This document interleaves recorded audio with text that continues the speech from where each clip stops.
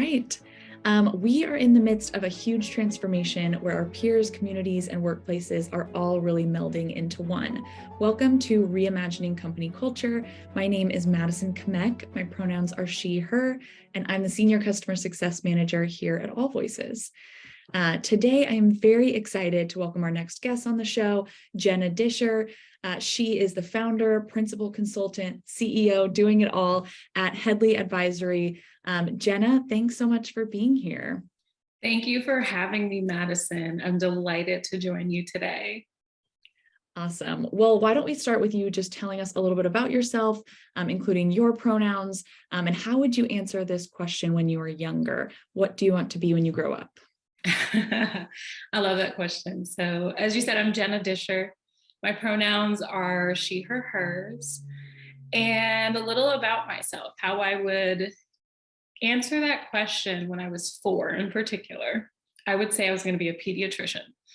I was convinced for several years that I wanted to be a doctor. And I think that's intrinsic to me just being a helper and wanting to be someone who's out there doing good in the world. And how I answer that question now is continuing to try to be a do-gooder. And I fell into HR, fell in love with the people space. And that maybe inner doctor, inner pediatrician is probably still there and is rooted. It's rooted me and really grounded me. I love that. That's very cool. I love that you remember too, being 4 and saying that. I honestly can't remember what I would have said. Yeah, it's very specific. I do remember being inspired by a doctor that I had and telling my mom, my uncle, anyone who ever asked me. And it got to be a little bit of a joke that my family would they would prime me to answer that question because they were proud to think they might have their first doctor. Oh, I love that. That's great. So tell me a little bit about your why. How has your personal journey led you to this point in your career? Yeah, so my why connects back to helping people. And it can be seen as cliche for HR leaders and folks in the people space to say that they love people. It is true to me and true to who I am. My why is that I believe that humans who are contributing to an organization should feel like they are part of something bigger than themselves, that they should feel valued for their contributions, be recognized for their contributions, feel like they have meaningful career opportunities to grow and to develop. And I think that that's core to what I'm passionate about in the people operations space.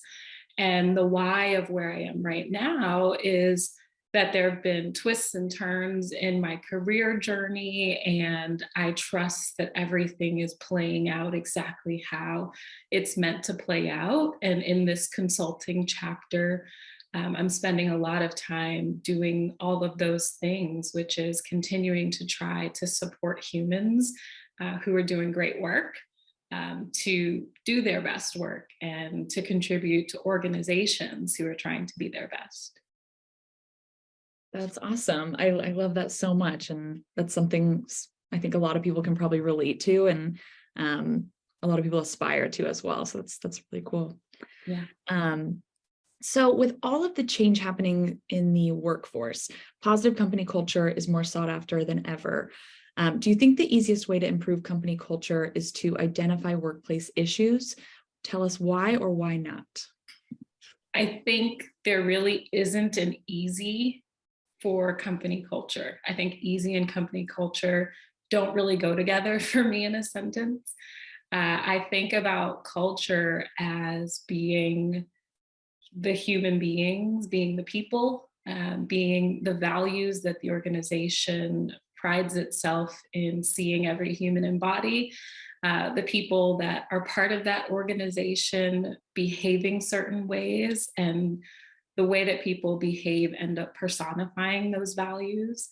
And then those behaviors that people carry out end up creating what is the culture. And I think culture is something that people often struggle to articulate exactly what it is and to put their finger on it.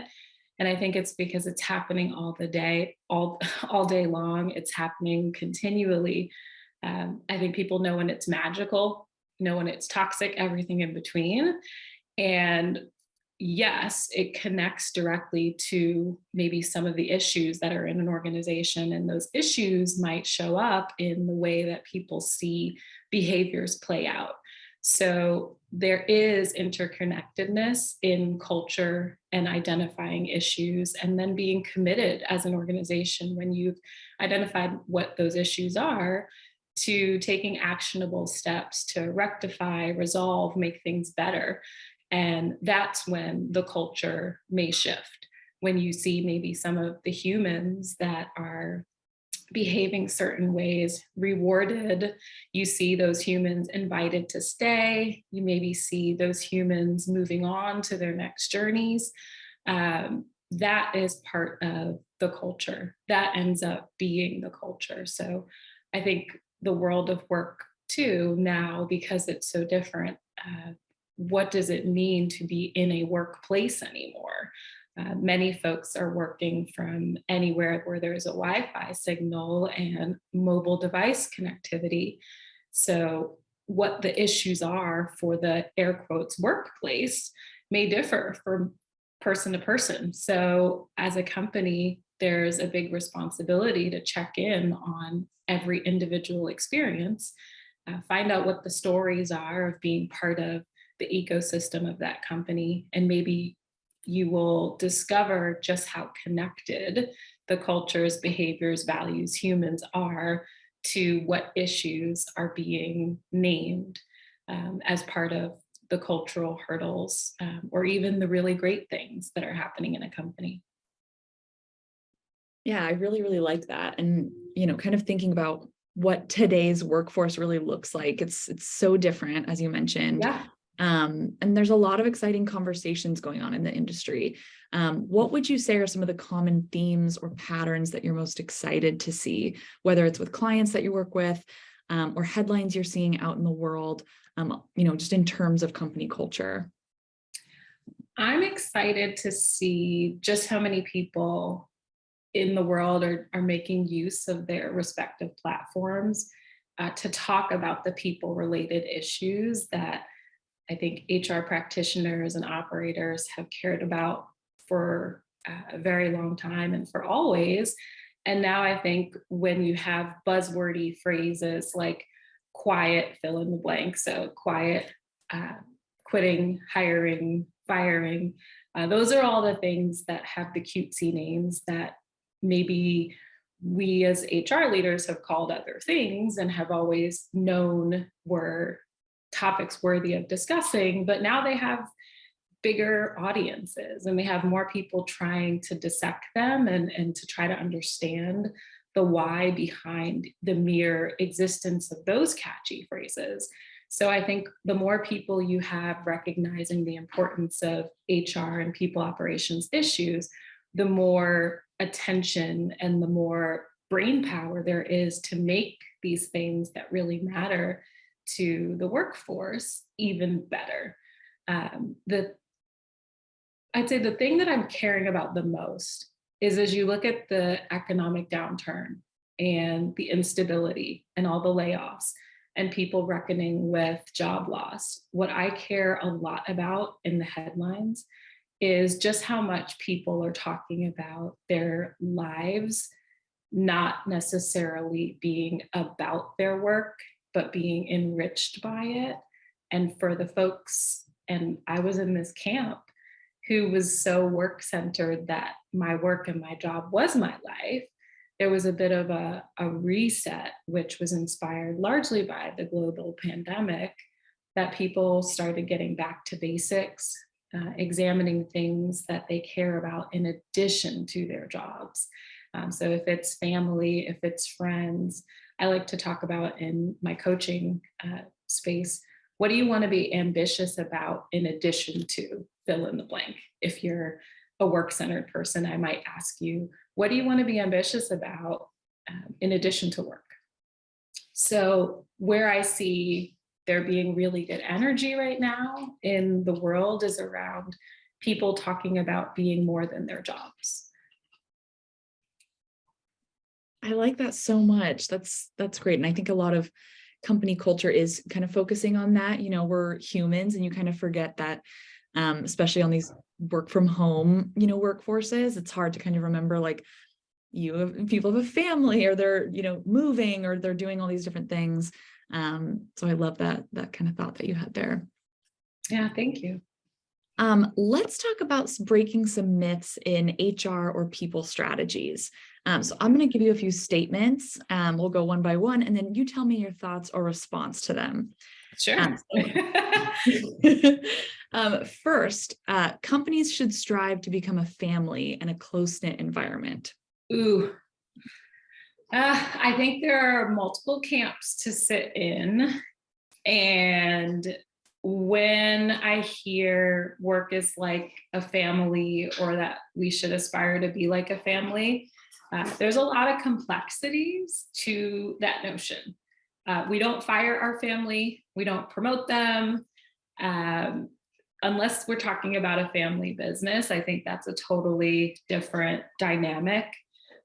When workplaces aspire to be like families, I think what gets really hard about that is the honesty, the transparency that might need to exist, the authenticity of the relationships. And so the notion of being a family is tricky. I'm not in that camp of work as family. I think it's really fortunate when people work with folks that they really grow fond of and they may even love. There are beautiful friendships, lifelong friendships that may come of work. I think we all know that family can be incredibly complex. And if we aspire to make our workplaces like our very own families, we might be signing on for some complexities that aren't necessary, and they can cloud and make things murky, and be distracting from making sure people do their best work, get recognized for that work, and that companies are optimized to become all the great things that the company can be. I love that, and totally agree. Everything you said, you know, really agree with that. All right, next statement we have here is you need 100 employees or X number of people before hiring your first people person. I think if you make it to 100 without your first people person, you probably have some folks in the house who have done people related things and held those responsibilities before. So maybe their title doesn't have people in it, but they understand maybe compliance related needs. They may understand that onboarding is critical. I don't think that 100 is a good number for the first people person. I think it's sooner than that, especially in the startup world where folks tend to come in with some really normal ambitions around growth and development. And clarity is important whether you're in a startup world or a more mature organization. And the types of humans that concern themselves with making sure that kind of clarity exists tend to be the people operators. So if by the time you have 100 people, it's probably too late. And so I think about, probably relative to me having just gotten married, I'm thinking about, okay, if I had 100 people in the room and 100 people didn't have a resource that they could turn to for role clarity, to understand where they need to sit, how their piece is important to the bigger picture, what the vision is, where we're going, it feels like it could be bound for chaos. Yeah, that's a good point. And congratulations on getting married. Oh, thank you. Okay, another statement here we have, you need to have an HR or people degree or experience in order to be a leader in the industry. So leadership happens from everywhere in a business, at every level, is my blanket statement about leadership. When I think about leadership in HR, you're seeing a lot of people come into this space from a multitude of other disciplines. I don't think you have to have had an HR degree to do the job really well. You would want to understand business. You would want to be potentially really good at project management, and maybe you were in an operations background, maybe you have a marketing background, because employer branding is really important, and you understand how much marketing plays into people. I think that it is a dated mindset for an organization to solely look for someone with an HR title as the hire for their open people leadership role. There are a ton of transferable skills. So the same way that a people leader doesn't necessarily have to have had that title in the past, that could be true for multiple areas of a business. I think that something that I read recently that really hit me was someone who in fact didn't have a people background and came into the space, spent some time there, and then went back to the space they came from and talked about how much perspective they were afforded from looking at the different roles through different lenses. So it doesn't necessarily mean that you have to stay there, but I think it gives you really important perspective on what it's like to be a recipient of all of the people programs that you're pushing out there. And then it gives you really good perspective of, once you're doing that job, what are the things that while you were in marketing or while you were in sales, you now want to take into that people leadership role. Yeah, that makes a lot of sense. And I agree. It's, you get so much more perspective kind of being in different departments, seeing things from a different lens. So definitely agree with that there. Next question we have here is kind of about referrals. So what is your perspective in kind of the talent, process? What's your perspective on making referrals a more equitable process to bringing in new talent? The beauty of referrals is that they afford companies a chance to hire known entities. They afford a company a chance to feel confident that the person that's coming into the org is vouched for, because interviewing can be really hard, and that you don't really know what you don't know about someone that you hire until you do. And so referrals might take a little bit of the scary away. What happens with referrals often is that they reflect networks of the human from whom the referral comes, which is great. And it can also play into homogeneity if what you're trying to surmount with a referral channel happens to be diversification, for example. So one thing that I always think about with referrals is, in order to make sure that they're healthy, it's just being mindful and being watchful of what pipeline is coming in from your referrals, and being thoughtful about how to approach the population of folks that's coming in via referrals. Yeah, really good insight there. That's really helpful. Thinking a little bit more about managers as well. It's such an important topic and can really help in the people. Oh, yeah. How would you finish this sentence? In order to be a great manager, you need blank. Oh, managers. I think that there are fewer great managers than there are not so great managers. How would I fill in the blank of a great manager is? So I think a great manager is empathetic. A great manager is influential, a solid communicator, and checks in on the message that was heard compared to the message that was intended to be heard, because listening is such a funky thing. I always say that it's what you think you said, what you actually said, what was heard and understood, And that manager is really keenly aware of the complexities of communication. I think that great manager is also constantly learning, growing, and developing, and priding themselves in taking calculated risks and also being fast to say that something didn't go well, that they made a mistake.